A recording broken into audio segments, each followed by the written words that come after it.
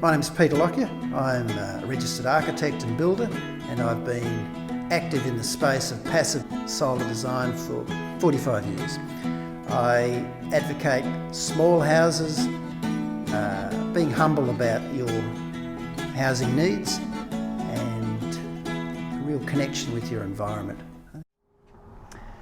Welcome to Sustainable House Day 2020, where many people in Melbourne will be locked down and unable to get out and about, but we in the country, we're not locked down, and we're going to run through some of the principles of an energy efficient house. So I base my house design philosophy on passive solar design. This is the old tried and proven appreciation of the sun. It's all about the sun. So issues like orientation, facing north, glazing facing north for your living rooms, bedrooms and other rooms don't matter so much. Thermal mass, having storage in your house that can store the heat that comes through those windows. So that essentially is a mass floor, which usually is a concrete slab insulated on the edge, so you don't lose heat in winter and gain heat in summer. Insulation is critical. The roof, ceiling space primarily, walls, and finally the floor. They all have a role to play. Natural ventilation. When the weather warms up, you want to be able to use natural breezes or induce air movement by using your garden to allow breezes to move through your house and take out the day heat when you want to have a cool evening. And glazing. Behind us here we have a bifold door system of double glazing. Don't be shy of double glazing versus single glazing. The efficiency is way higher. The acoustic properties are also really impressive, and the cost of glass in a big package of glass plus frame plus transport plus labour becomes quite small. So double glazing, even triple glazing, is a really worthwhile investment. On top of that, you're then looking at curtains inside to keep in winter heat with a pelmet, so you don't have cold ventilation spaces going down the back of curtains. And outside awnings for summer sun control. So awnings might be something like, or a variable sun control like this, where we have a deciduous vine, here being grapes on the north side of north-facing glazing. Could also be adjustable blinds, it could be sails, but things that you can operate. So whilst we're talking about a passive solar house, we're talking about an active operator. So that's the house. You're also integrating the garden, so making use of deciduous trees on your sunny side so that there are no leaves in winter. Sun, when it's lower in the sky, penetrates through those trees into the inside. Summertime, which is really more autumn when it's hot, the sun's much higher, particularly in the afternoon. Leaves on those trees give you valuable shading, and that's your outdoor living space. 20. Sustainable House Day has been a promotion of the Alternative Technology Association over many years, and it aims to showcase various practical examples of energy efficient housing. Now this encompasses a whole heap of stuff. It encompasses passive solar design, as I've mentioned before and we'll talk more about. It encompasses lifestyle, it encompasses some fun, and we're going to look at a little bit about some fun solutions to some basic issues here. So Sanctuary magazine, which you can buy in your newsagent or you can subscribe to, is the glossy magazine component of the Alternative Technology Association. It's got some great ideas in it, good things to prompt thinking, and it gets you thinking about, okay, somebody's going this direction, why not?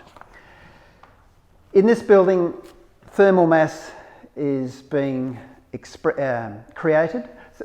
Thermal mass is about storing heat in winter, storing coolness in summer.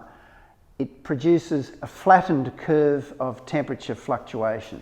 So if you can have an internal environment that fluctuates between 15 degrees and 25 degrees, it's easy to add some heating or cooling or put a jumper on or not to live within that. If you don't have thermal mass and you just have a well-insulated box like an esky, so it might be a renovated timber house or a new timber house, when you open doors and windows, the heat is lost, and there's nothing in store to pick up from that, so you need to add extra heat in winter or coolness in summer. If your internal temperature fluctuates from 5 degrees in winter to say 30, 35, maybe 40 degrees in summer, it's a bit uncomfortable at the extremes, and so you want to add something to heat and cool that. But if you've got thermal mass, you tend to find that the temperature fluctuation is a whole lot less, and you're less inclined to need externals to make life comfortable. This building here has a polished concrete floor using white cement, which was an experiment at the time, but here in the country is a bit of an expensive folly, but you wouldn't know until you've done it. It works really well in stabilising temperature in this space. On the edge of this thermal mass we have high density insulation, which stops heat loss in winter out to the topsoil, which is the outside soil that is going to fluctuate in temperature greatest in winter and summer. And it stops the ingress of heat from outside if you've got a hot surface next to the building in summertime. So in this space here outside we have concrete paving because it's a public space and needs to be durable. But being close to the building, it's a warm mass that's wanting to, in summertime, can create some problems. In this case, outside, we have deciduous vines that create a summer shading, and with the sun higher in the sky, that concrete paving, which could be brick or it could be gravel, close to the building is kept a lot cooler. In this building, we've used a number of different wall materials, predominantly straw bale, that was the brief, and it's a great example of some nice rendering, but has a whole heap of insulation being standard straw bales. So this is the truth window. A little bit of fun, an old oven door. People can see what's happening there, see there's not full of mice and whatever.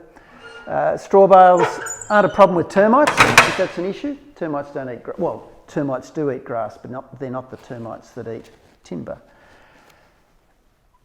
Outside in this building we have a number of timber framed sections, and they're essentially around the services areas of all bathrooms, and they are heavily insulated with mineral wool, clad with a reflective foil, then an air space, and in this building second-hand corrugated iron. So a bit of fun, a bit of colour, a bit of art in your building.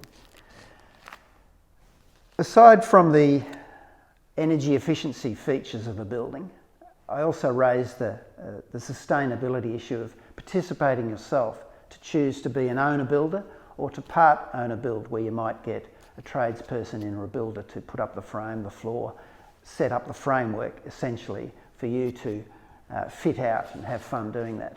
Because at the end of the day, you don't need a master built house to be energy efficient. You need the thinking behind it, which comes from that interaction and understanding of the basics. And a building that's not slickly built can be really fun to live in because you've done it yourself. So we've talked about double glazing and the benefit of curtains to enhance the effect of double glazing in winter, or external shading to stop heat actually landing on the glass. In this building there are a number of doors that act as windows. They have sashless double hung window inserts with fly screens, and the thinking in this building was we were limited for location for windows, but the doors could remain closed without having to have a screen door, so 2 doors to go out. So the windows could be opened, fly screens keep out insects, mosquitoes, whatever, and perform both tasks. In the space that we're in, we have a trussed roof with a high level of polyester batt insulation from memory, R6, R7 aiming for, plus a reflective foil and a lot of air space above that. This ceiling here is native hardwood from Gippsland. It's sustainably forested by Montana Timbers, who use a lot of finger jointing and being end matched, the boards, but very easy to fit. This is yellow stringy bark, very beautiful timber. It's unfinished deliberately. You don't think it's going to darken much in time, and this is not a space that's going to have problems of, like in a kitchen, where I wouldn't recommend a ceiling like this. So in looking at your sustainable house design, we're all different and every site is different, so one needs to consider the site context, whether you've got ready access to north sun or whether you've got a site that's shaded by a building or a forest on the north side, which means you need to increase the efficiency of other elements of your building, be they the building fabric, the thermal mass, certainly the insulation, but issues like natural ventilation aren't affected by that. It's still high priority. There's a number of variables you have to play with. Once you've got the basics right, passive solar design, as opposed to passive house, which does pick up on those basics and adds a strong element of controlling airflow through mechanical means. I'm not an advocate of passive house, but it may interest you and you can find out more about that through various channels. Also looking at the running costs, coming into the fitting out your house with the lights, what are your choices for heating, hot water and whatever. A magazine like Sanctuary and its sister magazine Renew have good descriptions of alternative systems. So for a hot water service on the roof today, I'd be looking at evacuated tubes, which is my preference, or perhaps a heat pump if you've got your own rooftop solar PV system and a lot of it. You may integrate that system into radiant heating through water panels throughout the house to add a bit of taking the edge off a cold night. Lighting, LEDs, well, it's a given, you wouldn't do anything else. Surface mounted LEDs that you can adjust, my preference versus downlights. Downlights used to be a problem with halogen globes, which are high energy. The lack of insulation around a light in the ceiling meant that heat was being lost through that area, a bit like a boat with full of pinholes, it eventually leaks. Ceiling fans are really good for pushing down heat in cold times and pulling up, creating air movement when it's still, moving air around. Don't use a lot of power, you don't have to run them that often. If you need to air condition your building, and I think it's a viable option as the climate changes and summers become more extreme, you don't need to air condition your whole house. Look at zone cooling, also like zone heating, where you can have a small split system to create a moderated zone for really extreme days, and you don't go out into the other rooms until it's evening and your natural ventilation allows the heat to be taken out by natural breeze movement. Choice of materials is a good issue to consider.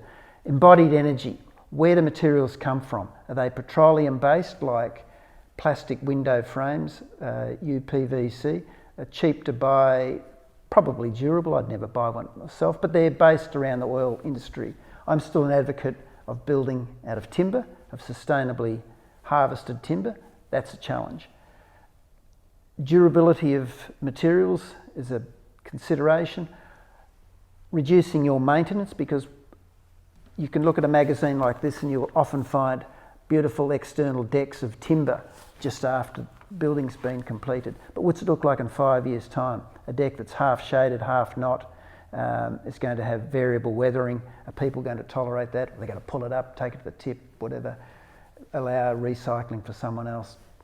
I don't know. These are things to consider. A passive solar house is one based on principles that work really well and may consider things like eaves design. I'm not an advocate of fixed and hard eaves that create shading in summer and allows sun in winter, because the sun moves and the sun at midday is not the same as a couple of hours either side, where in winter the sun will be a lot lower and sun penetration into your room is more extensive. In looking at eaves design, the eaves you would design to keep out sun in on March 21st happens to be the same eaves, if it was fixed, as eaves are, for September the 21st. But September the 21st is the cool time of the year, you want sun in. whereas March 21st, hot time of the year, you want sun out. So clearly a fixed eaves in that regard is problematic. So an adjustable eaves, something you might alter and be active in. We've talked about deciduous vines, sails, perhaps a Virgola adjustable louver system. Very expensive, but really efficient. Maybe that's the solution for your problem there. Have fun. Sustainable houses, they're up for grab. Enjoy the process.